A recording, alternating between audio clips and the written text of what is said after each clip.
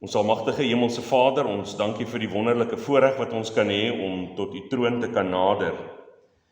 En die wete te kan hê dat U volkome vir ons versoening bewerk het. O Vader, dat U U Seun gestuur het en dat ons baie keer wonder, het ons reg opgetree, het ons reg gevra, het ons reg gebid, het ons reg gedoen.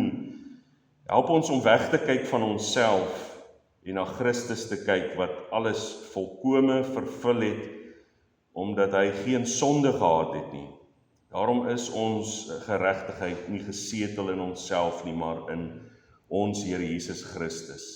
Help ons om ons daagliks te bekeer van ons eie geregtighede. Help vir ons om elke dag na Christus te kyk as die een wat volkome versoening vir al ons sondes bewerkstellig het. Wat ons ook nie as wese agtergelaat het nie, maar dat U, o Vader, en deur die Seun ons, die Heilige Gees, as die ander trooster gestuur het, om ons dan nou juist te begelei in hierdie tyd waarin ons nog nie volkome is nie. Volkome gered alreeds, maar nog nie volkome in ons heiligmaking nie, en ons die belofte gegee het, dat op die laaste dag U ons liggaam, siel en gees onberispelik voor U sal stel. En daarom dank ons U nou al reeds vir die versoening van Christus volkome en ook daardie dag, eendag, ook volkome.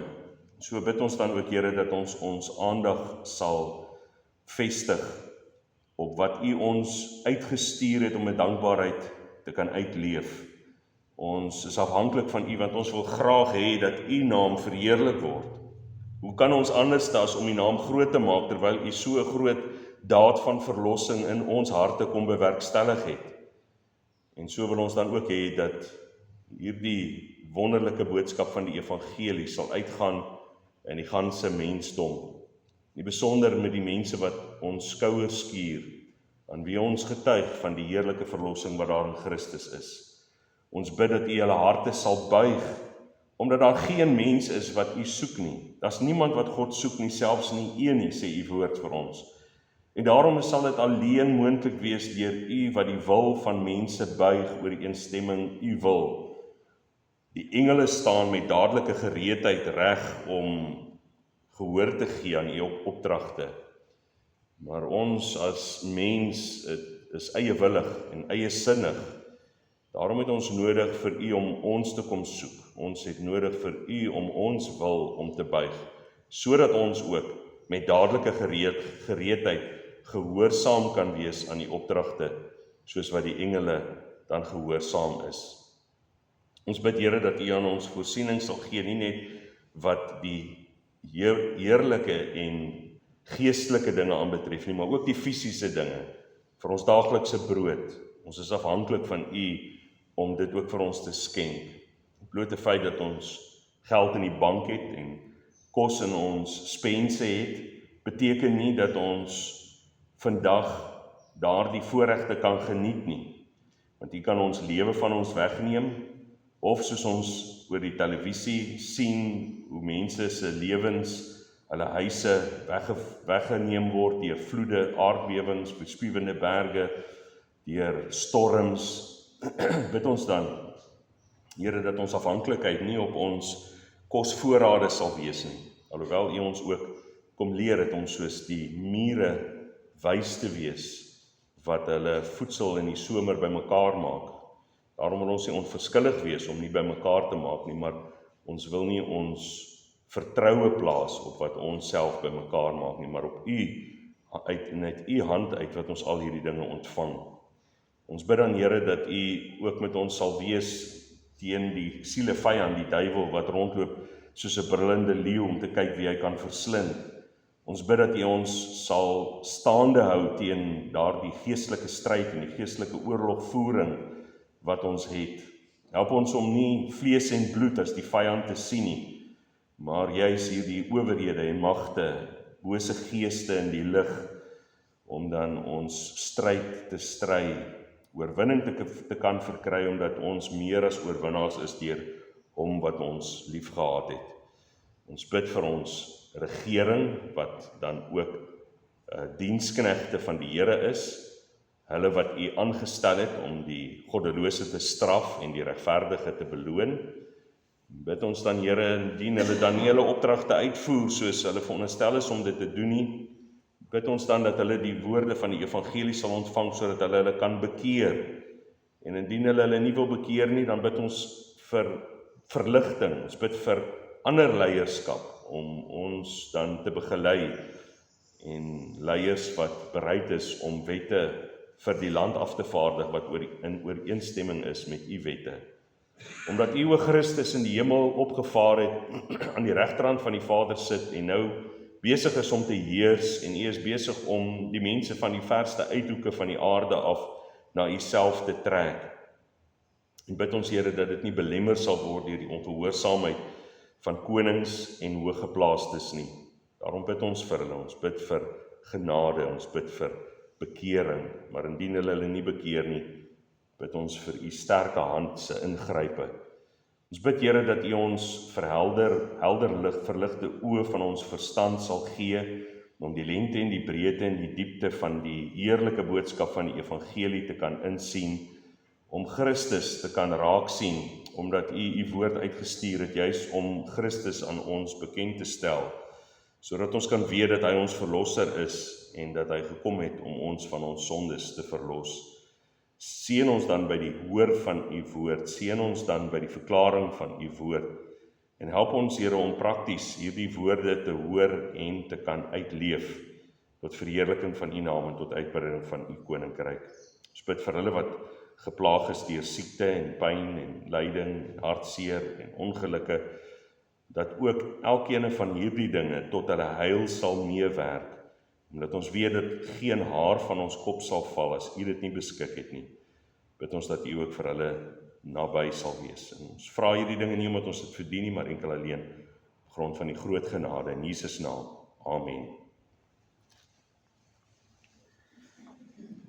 Ons skriflesing kom uit Openbaring hoofstuk 7 vers 1 tot en met vers 17. Hoor die woord van die Here. En na hierdie dinge het ek 4 engele op die 4 hoeke van die aarde sien staan, en hulle het 4 winde van die aarde vasgehou, sodat geen wind sou waai op die aarde of op die see of teen enige boom nie.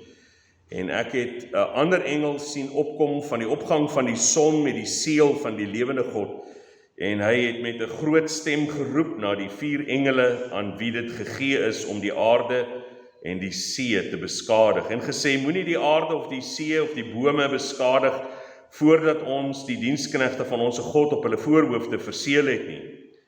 En ek het die getal van die verseëldes gehoor, 144.000 verseëldes uit al die stamme van die kinders van Israel.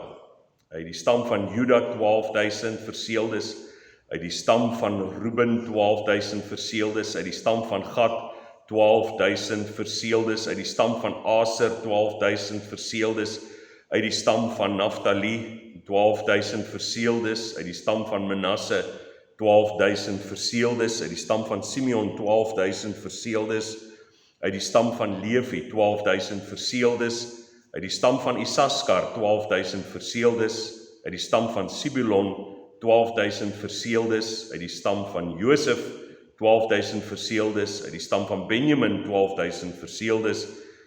Na hierdie dinge het ek gesien en kyk, daar was 'n groot menigte wat niemand kon tel nie, uit alle nasies en stamme en volke en tale. Hulle het gestaan voor die troon en voor die lam, bekleed met wit klere en met palmtakke in hulle hande. En hulle het met 'n groot stem geroep en gesê, heil aan onsse God wat op die troon sit en aan die lam. En al die engele het rondom die troon en die ouderlinge en die 4 lewende wesens gestaan, en hulle het voor die troon op hulle aangesig neergeval en God aanbid en gesê, Amen. Die lof en die heerlikheid en die wysheid en die danksegging en die eer en die krag en die sterkte aan onsse God tot in alle ewigheid. Amen. Toe het een van die ouderlinge gespreek en vir my gesê, hulle wat bekleed is met wit klere, wie is hulle en waarvandaan het hulle gekom? En ek sê vir hom, my Heer, U weet dit. En hy sê vir my, dit is hulle wat uit die groot verdrukking kom, en hulle het hulle klere gewas en hulle klere wit gemaak in die bloed van die lam. Daarom is hulle voor die troon van God en dien hom dag en nag in sy tempel, en hy wat op die troon sit, sal sy tent oor hulle oopspan.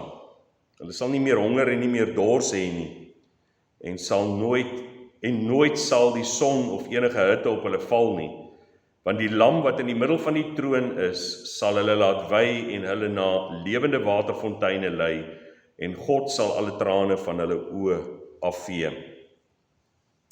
Ons teks is vers 2 en vers 3, ons fokusgedeelte, en ek het 'n ander engel gesien opkom van die opgang van die son met die seël van die lewende God, en hy het met 'n groot stem geroep na die 4 engele aan wie dit gegee is om die aarde en die see te beskadig, en gesê, moenie die aarde of die see of die bome beskadig, voordat ons die diensknegte van onsse God op hulle voorhoofde verseël het nie.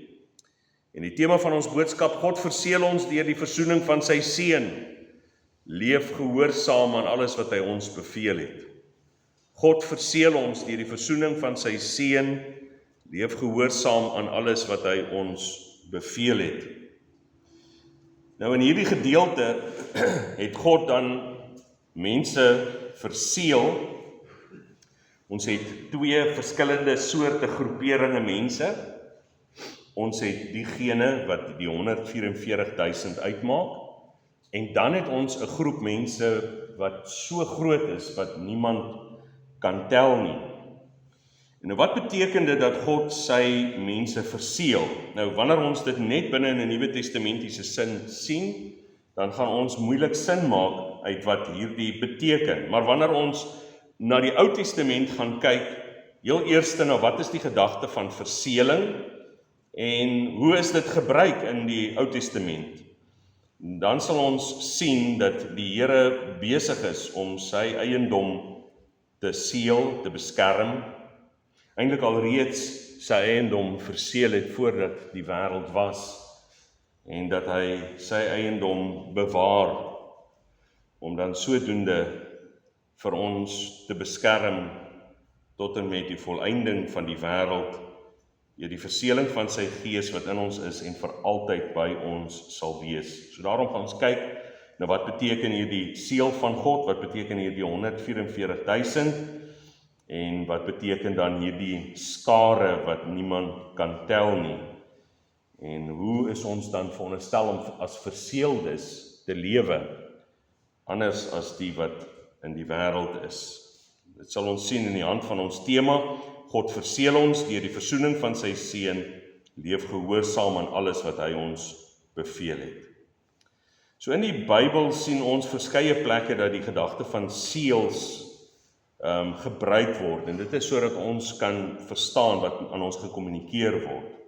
Ons kry byvoorbeeld die wette van die Meders en die Perse, en hulle het dan hulle wette uitgevaardig, die wette wat deur die seelring van die koning verseël is, het hulle dan gesê mag nie gebreek word nie, soos ons sien in die boek Ester, toe daar 'n wet uitgevaardig is sodat al die Jode doodgemaak moet word, en toe Ahasveros agterkom deurdat Ester hom bekend gemaak het dat hierdie 'n komplot is wat deur Haman gedoen is, toe kon hulle nie daardie wet breek nie, hulle kon nie die seël breek nie. En daarom moes daar 'n ander wet uitgevaardig word waarin daar gesê word die Jode kon hulle self beskerm.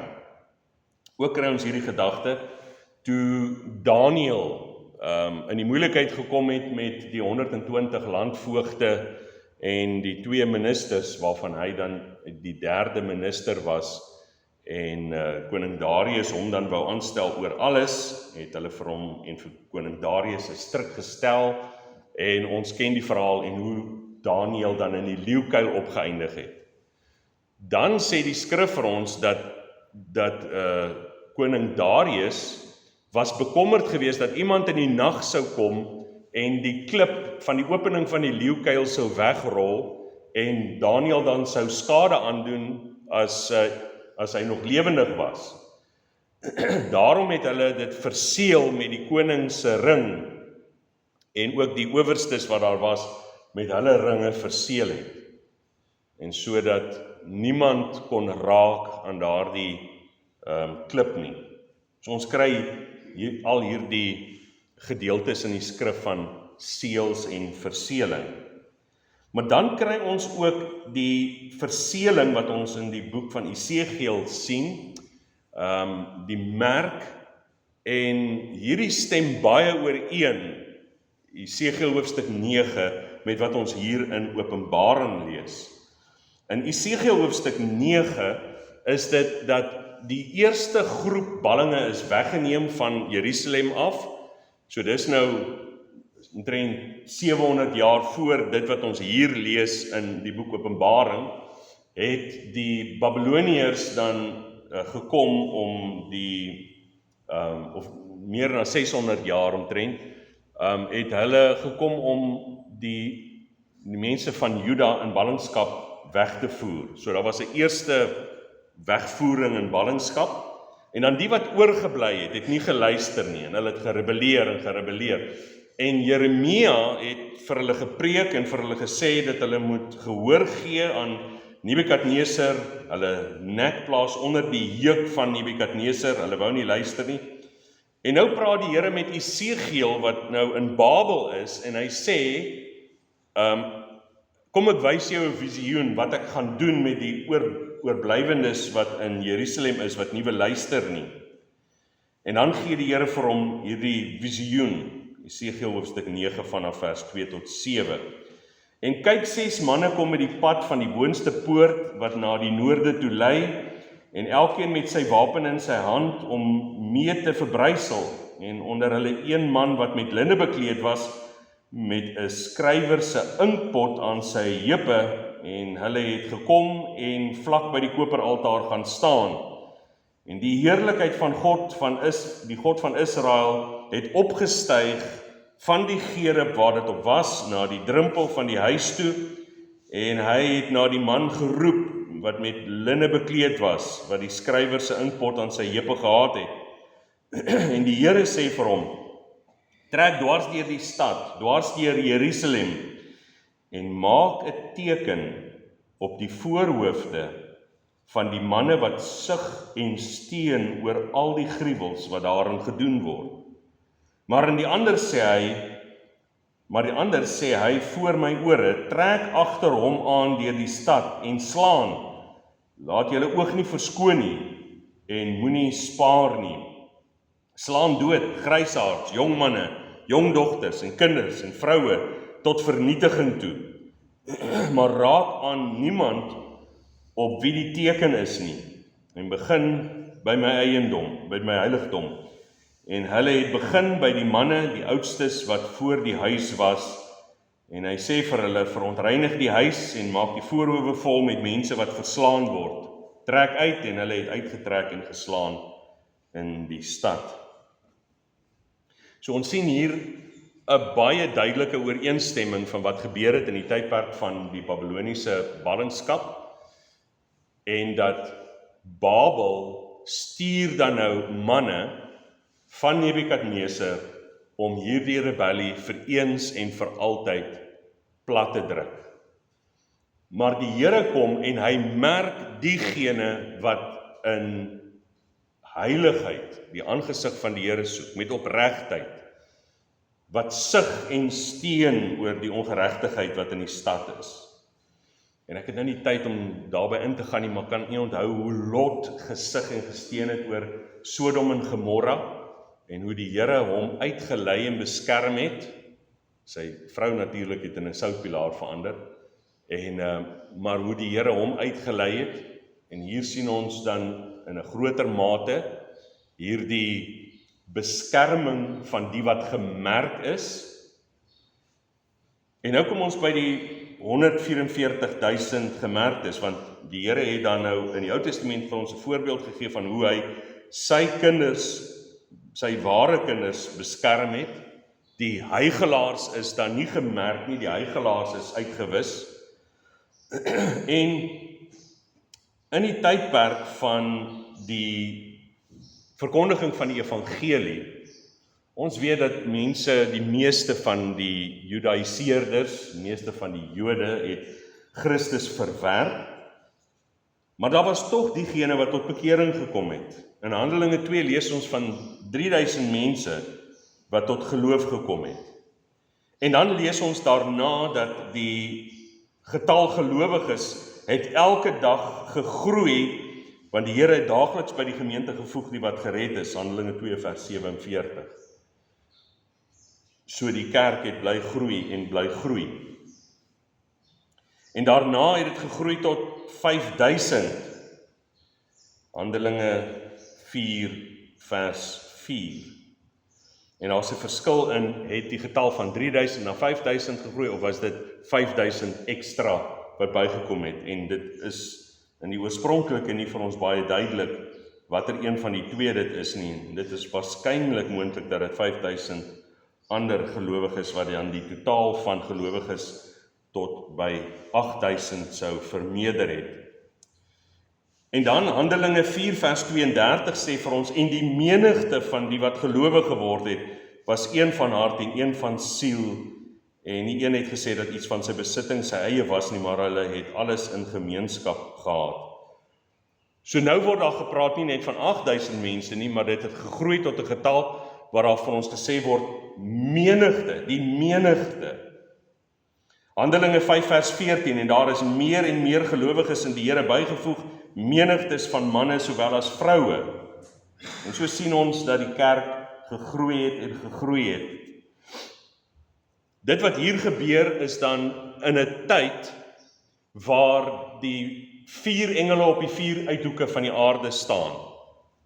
En hulle hou die 4 winde tee. So, wat beteken dit? Nou ons sien in die boek Esegiel en ons sien hier dat hierdie 4 winde is dan gaan gepaard met hierdie ruiters wat ons gesien het toe die seels oopgebreek is, die ruiter op die wit perd en die ruiter op die swart perd en die ruiter op die grys perd ensovoorts. En hierdie 4 perde, en soos wat ek vir julle gesê het, ons sien oor en oor sien ons hierdie beelde wat gebeur omdat God se volk ongehoorsaam was en Christus verwerp het en daar nou oordeel oor hulle kom. En God het die winde wat dan nou die beweging van dinge oor die aarde gestaak. 'n tydperk van stilte het gekom en nou moes hulle wag voordat hulle dit loslaat en dan sê hulle sodat daar nie die see dan beskadig kan word of die aarde beskadig kan word nie. En nou so ons sou sê, hoe kan die see deur storm en winde beskadig word? Maar die see hier verwys na die nasies en die aarde na die mense van die land, en Israel word reg deur die Ou Testament geken as die mense van die land. Die oorspronklike Hebreëse woord Eretz, land, kan beteken aarde, die hele aarde, of die land Israel. En dan ook nie teen die bome nie. Wat sou dit beteken? Jy kan onthou dat Daniël in 'n visioen vir Nebukadneser gesê het, want Nebukadneser het gedroom dat daar so 'n groot boom is en dat hierdie boom afgekap is. Die boom was Nebukadneser gewees en die Babyloniese ryk, so die bome, koninkryke, die see, die Romeinse ryk in die besonder wat dan al hierdie nasies insluit, die aarde, die Jode. So die Here beplan dat daar 'n groot oorlog plaasvind hier en dat daar groot onmin sou wees. En ons sien hoekom dit was in die vorige hoofstukke, omdat in die besonder Israel hulle Messias verwerp het. So God gaan met hulle afreken, maar net soos in die geval van Babel, het die Here vir Habakuk gesê, ek gaan nie net die Babyloniërs stuur om 'n lat te wees in my hand nie, maar ek gaan self ook Babel oordeel mettertyd. So die Romeinse ryk het gedien as 'n lat vir Israel, maar die Here het self ook teen die Romeinse ryk opgetree en hulle geoordeel. So nou staan hierdie 4 engele gereed om alle hel op aarde te laat losbars, maar hulle moes nou wag totdat die regverdiges dan gemerk is. En nou hierdie gemerktes, en nou is daar verskille van wat simboliseer hierdie regverdiges. En dit kan nou moontlik wees van hierdie tydperk van die apostels af, het die kerk gegroei en gegroei en gegroei, en sommige meen dat hierdie verteenwoordig dan nou die kerk in Jerusalem, en iets wat vir ons ook duidelik gemaak word deur Christus, hy het gesê dat nog in hierdie geslag sal Israel, en in die besonder Judea en Jerusalem, vernietig word. En hy waarsku in Lukas 21 vers 20 en 21, en wanneer julle Jerusalem deur leers omsingel sien, dan moet julle weet dat sy verwoesting naby is. Dan moet die wat in Judea is na die berge vlug, en die wat in die stad is, moet uitgaan, en die wat in die buitewyke is, moet nie daar inkom nie. En so sommige koppel dit, die 144.000, aan mense wat gemerk is, wat dan op die tyd dat die leers rondom Jerusalem kom, die Romeinse ryk, wat weliswaar 70 na Christus gebeur het, dan is hulle gemerk om verlos te word van hierdie oordeel. En wat baie interessant is, Christus sê dit hier ook in Matteus, dan moet die wat lees oplet. Soos 'n baie duidelike opdrag. En wat gebeur het is dat die opstandige Jode het die hele tyd moeilikheid gemaak, omtrent 2 jaar voordat die stad vernietig is, het daar aanhoudende rebellie gekom. Dit stem vir ons ooreen met die Babylonië, met die Jode wat net so opgetree teenoor die Babiloniërs. En dat daar 'n tyd gekom het dat die Romeinse ryk gesê het, tot hier toe nie verder nie. Nou stuur ons soveel manne wat nodig is, al moet ons almal van hulle uitwis, want hulle wil nie luister nie, hulle is voortdurend in rebellie. En u kan meer gaan lees daaroor deur Flavius Josephus, die Joodse geskiedskrywer, wat 'n getuie was van wat gebeur het in 70 na Christus, en veral met betrekking tot the Jewish Wars, die Joodse oorloë. En daar word deur Josephus gesê dat hulle die stad omsingel, en nou merk die kerk, die gelowiges op, dat dit is nou die tyd om te vlug. Maar hoe vlug hulle as die poorte toegemaak is? En daar's 'n gerug versprei dat hulle het 'n klomp rebelle teëgekom, en daar is hulp nodig. Dis nou dat die Romeine besig was om sekere van die stede aan te val, en hulle het geweldige teestand gekry. Die boodskap is gestuur, ons het mense nodig, ons het soldate nodig, en daardie mense wat die stad Jerusalem omsingel het toe weggetrek. En toe die poorte oopgaan, het die Christen gelowiges gereed gestaan, en hulle het gevlug na die wildernis van Judea. En hulle was skaars, die Romeinse soldate was skaars oor die bult gewees. Toe word daar aan die Romeinse soldate gesê, ons het die rebellie platgedruk, moenie bekommerd wees, die gaan maar weer terug en omsingel Jerusalem. Toe's die Christene weg. Die wat gelees het en opgelet het, het gevlug na die berge toe. En toe omsingel hulle die stad Jerusalem. En dit was rondom die tyd ook van die Paasfees in 70 na Christus. En wat die Romeine gedoen het, was dat die Jode wat laat gekom het vir die Paasfees, het hulle gesê, julle kan gaan na die stad toe, want hulle het gesê, hoe meer mense daar in die stad is, hoe vinniger eet hulle al die kos op, en hoe vinniger sal hulle van die honger doodgaan. En so dis die een verklaring daarvoor, dat die 144.000 mense gemerk is, om dan hierdie mense te wees wat verlos is. Nou die argument daarteen is, sommige beweer dat daar kon onmoontlik 144.000 dan wees die getal van die kerk, alhoewel die hoeveelheid Jode wat in die stad was omtrent 3 miljoen gewees vir daardie fees van die Paasfees. So 144.000 teenoor 3 miljoen is eintlik maar 'n druppel aan die emmer. Maar hier word gepraat van 144.000, 12.000 uit hierdie stam, 12.000 uit daardie stam. mense sê dis duidelik simbolies. Dit kan nie spesifiek hierdie hoeveelheid mense wees in presies 12.000 uit elke stam nie, wat 'n groot moontlikheid is.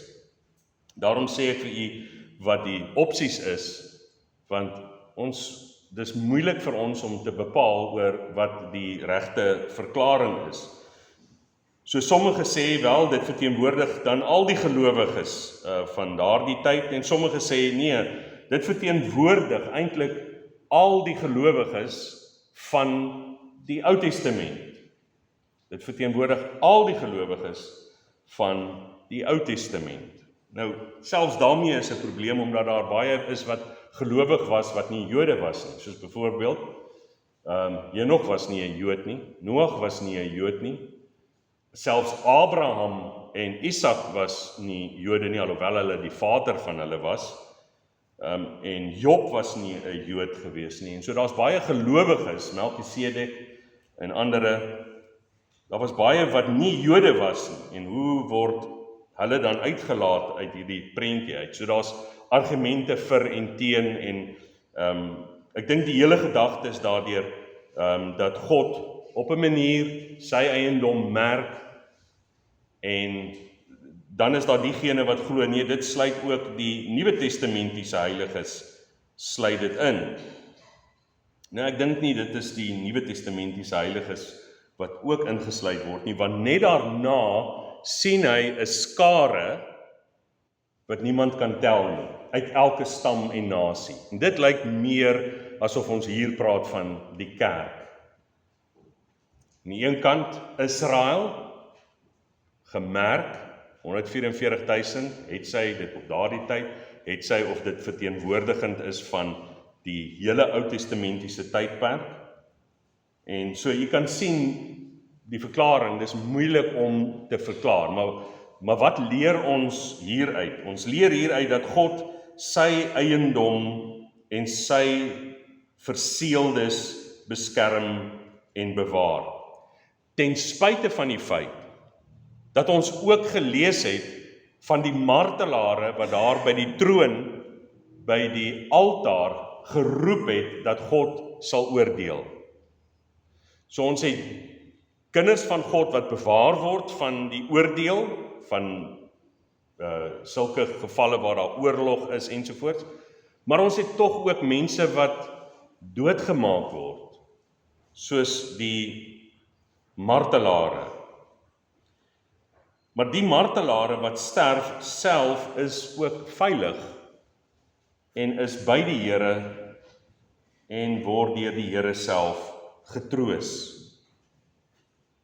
So ons as kinders van die Here, het sy ons deel vorm van die 144.000, het sy ons deel uitmaak van die skare wat niemand kan tel nie, wat dan eintlik vir ons wil uitwys dat die Nuwe Testamentiese gelowiges oortref in getal by verre die Ou Testamentiese hoeveelheid, as dit dan Ou Testamenties simboliseer en Nuwe Testamenties simboliseer.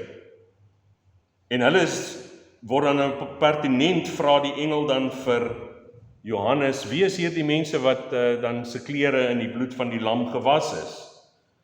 En Johannes sê, ek weet nie, u weet dit, wie is hulle? En hy sê, dit is hulle wat uit die groot verdrukking kom, en hulle het hulle klere gewas in die bloed van die lam. En nou wil ek hier terugvat na Openbaring 1 vers 9, Johannes sê van homself, ek Johannes, julle broeder, en deelgenoot in die verdrukking. En deelgenoot in die verdrukking. Met ander woorde, Johannes homself was deel van die wat verdruk is, terwille van die getuienis van Jesus Christus. En omdat ons te doen het met so 'n groot skare, jy kan onthou toe Johannes genoem het van die engele, die groot hoeveelheid engele wat rondom die troon is, 10.000 van 10.000 en duisende van duisende. Maar hier is 'n getal wat niemand kan tel nie. Daarom moet dit wees dat hierdie verwys na die kerk deur al die eeue tot en met die volëinding. 'n Getal wat groter is as hierdie 10.000 maal 10.000 wat ons gesê het by die honderde miljoene uitkom. Maar een ding is verseker, alles gebeur volgens die beskikking en die bepaling van God, en God merk sy eiendom. Het sy deur hierdie persoon wat dan gekom het om die 144.000 te merk, elkeen 12.000 uit elke stam van Israel, maar die skare wat niemand kan tel nie is ook gemerk, maar hulle is gemerk deurdat hulle klere gewas is in die bloed van die lam. Hulle is ook gemerk. En ons sal later in die boek sal ons sien die valse merk, die merk van die dier. So kind van God, ons kyk na hierdie dinge en soos ek sê, daar's baie meer daaraan toe, binne in hierdie stamme is daar byvoorbeeld die stam van Dan word uitgelaat, die een van die stamme van Josef, Efraim en Manasse is genoem, maar hier word dan die stam van Josef word dan hier genoem saam met, ek dink dit is Efraim.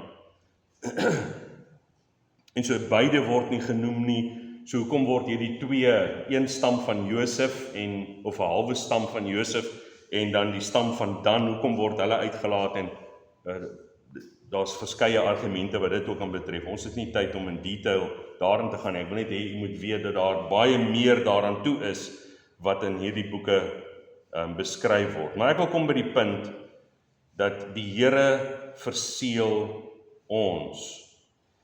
En so net soos wat ons in die Ou Testament sien dat die Here sy volk verseël het in die tydperk van Esegiel om hulle te beskerm en te bewaar, en net soos wat dit hier was met die val van Jerusalem, en so deur die eeue heen is die Here besig om sy volk te merk. En ons dra eintlik hierdie merk en hierdie seël alreeds voordat die wêreld was. Maar hy bevestig dit aan ons, en ons kan 'n bietjie meer van hierdie merk verstaan wanneer ons die seëls en tekens wat God die kerk gegee het. In die Ou Testament het hy die Pasga en die besnydenis het hy gegee as teken en seëls om sy kinders te merk. En ons weet dat baie die uiterlike merk gedra het, maar rebelle teenoor God was en in ongehoorsaamheid aan God geleef en gesterf het. En ons weet dan dat daar iets soos huigelaars is. In die Nuwe Testament het ons ook tekens en seëls, en dit is die nagmaal en die doop. Tekens en seëls wat God ons gegee het. 'n uiterlike teken van 'n innerlike werklikheid wat God doen. En so ons kan die uiterlike tekens en seëls sien, maar net God weet die wat hy gemerk het vir tyd en ewigheid, om hulle te beskerm vir die groot dag van oordeel. En so wanneer ons dan getuig dat ons gemerktes is, as ons kinders van God is, dan is ons veronderstel om anders te leef as hierdie wêreld, sodat ons uitgeken kan word dat ons gemerk is deur die Here. Ons het nodig om, as ons sê dat Christus ons skoon gewas het van ons sondes, het ons dan nodig om te leef ooreenkomstig sy opdragte, want hy stuur sy disippels en ook vir ons uit, gaan dan heen na al die nasies. Doop hulle in die naam van die Vader, die Seun en die Heilige Gees en leer hulle om alles te onderhou wat ek julle beveel het. Dis die dankbaarheidslewe.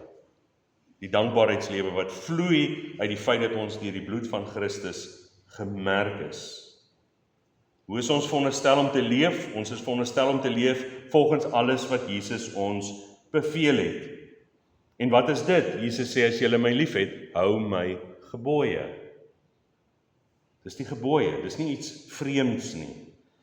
Dis sy gebooie. Hy het ons losgemaak van die vloek van die wet, sodat ons met vryheid in liefde teenoor God en teenoor ons naaste kan leef. Die wat bely dat hulle klere gewas is en gemerk is in die bloed van die lam, leef as verseëldes, leef anderste as die rebelle, die hygelaars, die ongelowiges. En dis sodat mense kan onderskei tussen die bome wat goeie vrugte dra en die wat slegte vrugte dra. So ook maak ons belydenisse dit duidelik dat elkeen wat bely dat hy aan Christus behoort nie roekeloos en onverantwoordelik kan lewe nie.